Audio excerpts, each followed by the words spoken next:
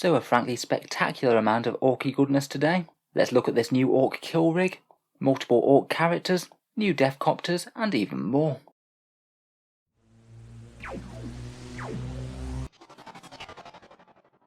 Hello and welcome back to Auspex Tactics, where today we're just doing a roundup of Games Workshop's latest preview. This Octarius mission briefing one was far more dense than I was expecting, to be honest. We got every single orc kit that we were expecting, and several more besides. Just due to the sheer vast number of models unveiled, I thought that in this video I'd just focus solely on the orc models, then if I'm able to get another one out tonight, then we'll go through the deathcore and the other previews.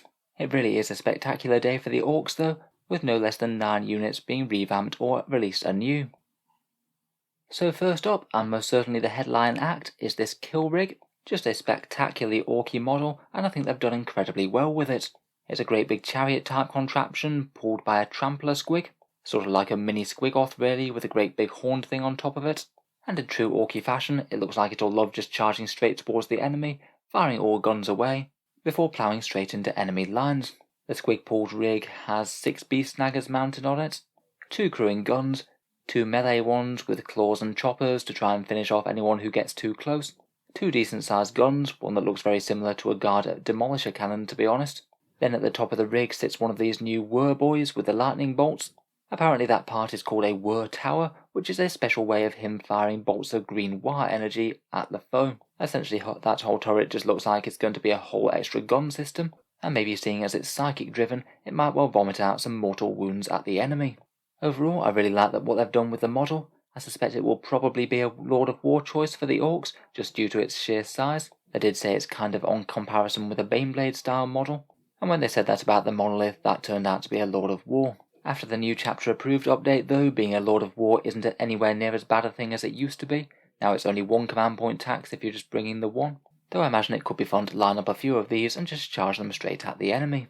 Obviously no idea as to how strong it's going to be yet, that's going to depend on the points and the rules, but either way it looks like an awesome centerpiece for an orc army, and I think they've done really well. Here are just a few more pictures of the model. I quite like the little grot that's hiding in the pipework there, no doubt doing a little bit of last minute mechanic repairs, and I quite like the flaming eye effects that are coming out of that whir tower skull. As this is a dual kit, I'd imagine that you'd be left with quite a few fun bits left over after you've built one or the other, and looks like it's got a good one for an opportunity to convert bits and add bits to it if you want to make it even more grand and orky. The dual build option for it is the Hunter rig, which looks like it's a bit more of an orky transport platform, and apparently it'll be able to transport 15 boys into battle. I suspect it is going to be a beast snagger model. I don't know whether the transport capacity might be locked to beast snaggers or not. Might be a bit of a shame if so. Hopefully it'll be able to transport standard boys and knobs as well. Apparently the lore behind this one is it's the platform that the beast snaggers use to go and hunt down big beasts, maybe trying to skewer them with that big grapple rocket launcher thing that they've got on the back turret.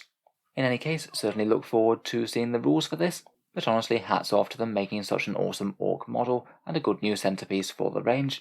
Price wise, I suspect that this will be on the steeper side, probably something similar to the monolith I guess.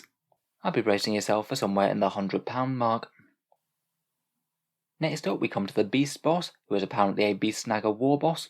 It's one of the ones that we had shown off in the cave art painting, so we knew he was coming, and he's got this little targeting squig perched on his top left hand shoulder, which is going to be firing his shooter for him. It looks like he has the option of either a power claw or a massive chopper of some kind.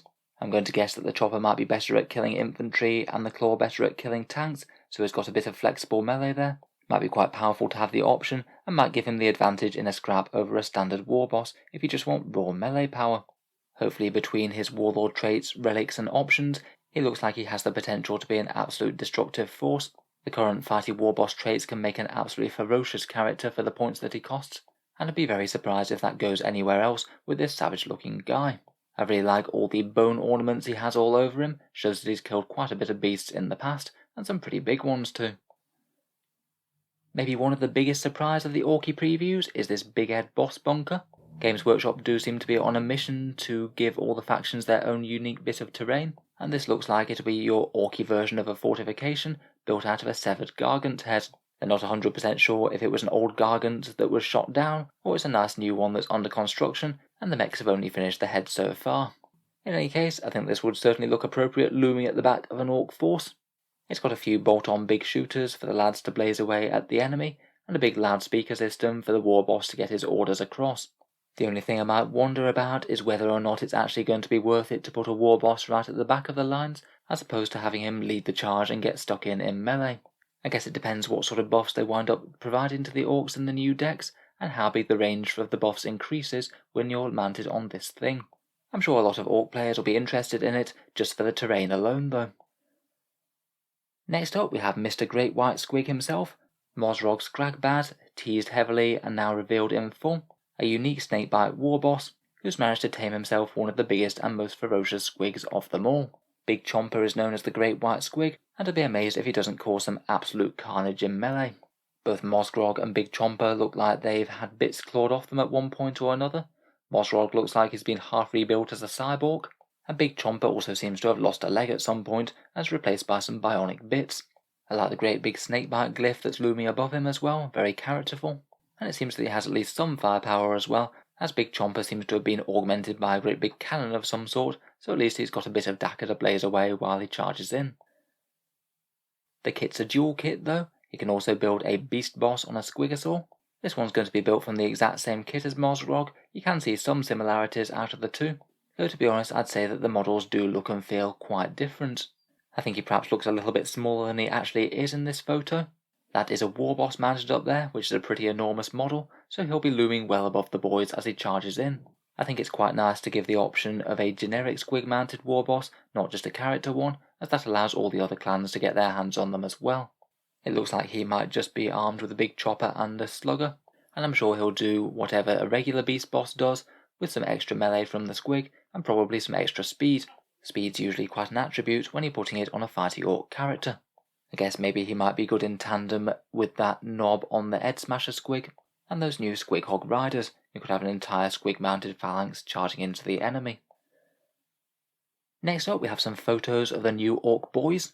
They gave us a couple of pictures of these when they got leaks on the Gaunt's Ghost packaging, but now we actually have a few more close-up details of them, and it's good to see the new face of the Heart of the War. They look considerably more brutal, maybe a tiny bit less cartoony than the previous ones perhaps, and maybe not squatting down quite as much as the previous ones, though there's still a bit of that going on. The options all just look like fairly standard stuff to be honest, sharpened up with new snazzy sculpts. They maybe look a bit thicker and tougher than the previous ones, which might go along with them being upgraded to toughness 5. They said in the stream that the scale isn't going to be too massively different, so hopefully they'll still look pretty appropriate charging into battle alongside any regular ones that you already have. Here's another set of the boys. It's interesting that they seem to have 2 knobs in these pictures here. I really hope that the kit still builds at least 10 of them, and they haven't been reduced to a kit of 6 or something like that. I strongly suspect they wouldn't do that though, as if there's ever going to be an orc kit that's a horde choice, it's going to be these boys. Nice to see some reimaginations of some of the classic options as well. It still looks like you can arm everyone either with a shooter or slugger and chopper. And I think they've redone things like the rocket launchers and the big shooters very nicely too. Next up we have the return of a legend in some new sculpts of the Deathcopters, which orc players have been frankly waiting for since they appeared in Assault and Black Reach, all the way back for the launch box in 5th edition 40k. Those are the models that I believe that Games Workshop had some sort of problem with the IP for their models, and they couldn't make any more of them themselves, so these do appear to be entirely new redesigned Deffkoptas, definitely in a similar vein to the ones that came out in Black Reach, but they have made some stylistic changes since then. The bodies of the copters are a bit rounder, two of the rotor blades have 3 propellers, and apparently this will be a bit more of a modular custom multi-build kit than the previous ones, with the options for the various things that they had in the previous codex, but weren't actually present on the models. Apparently we'll be able to arm these Deffkopters with both rockets and dagger guns, and I believe that we can see some of the unique options on 2 of these.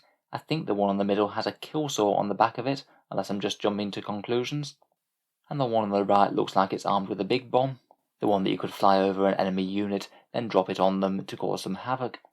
Just for the model design as well, I do like the enterprising big mech who's welded rockets onto the rotor blades of the one on the right. I guess you could activate all those rockets if you want a sheer amount of whirliness on your rotor blades for a bit.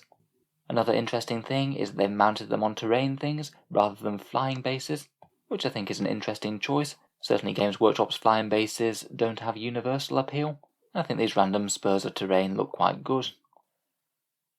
Finally, we do have some news of when the actual ORK Codex is coming out. It's going to be first available in this Beast Snaggers box, and then will be coming as an individual release shortly after.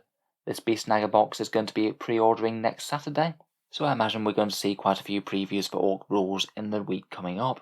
This is the one with all the Beast Snagger boys, Zogrod Wart Snagger, the Knob with the Head Smasher Squig, and those 3 Squig Hog Riders. Potentially could be a good pickup. I'm sure it'll be at a fair discount compared with all these kits bought separately, though kind of annoying for any Orc players who just want the Codex and maybe aren't so interested in the Beast Snaggers themselves. In any case, it's good to know that Orcs are coming sooner rather than later. I suspect that we'll see the rest of the kits trickle out over the next few months. I don't think we'll see them all in one huge release. So an absolute ton of things there. Please let me know your thoughts down in the comments below. Personally, I think that Games Workshop have done really well with this Orc release. It is a proper true range refresh, and on a pretty similar scale to the Necron release. It really shows what they can do to revamp a faction when they choose to. If you've enjoyed the video, then feel free to subscribe to Auspex Tactics, where I'll certainly cover any more news of the Orc releases, including a full review of the ORK Codex just as soon as I can get it out. Really looking forward to the Toughness 5 Orcs, all the other crazy things that I'm sure will be in there, and reviewing all these nice new datasheets. So subscribe or check back if you'd like to see that. Finally, if you've enjoyed the video and you'd like to keep more coming on this channel, I would just like to mention the Auspex Tactics Patreon page, which is down in the video description below. Channel patrons do get a fair few advantages, seeing certain videos early, regular votes to see what sort of things come next for the channel, and automatic entry to the regular prize giveaways with a chance to win some really big model kits each month. If any of that sounds good to you, or you'd just like to help support, then the link is down in the video description. In any case, an enormous thank you for listening, and I'll hope to see you guys next time.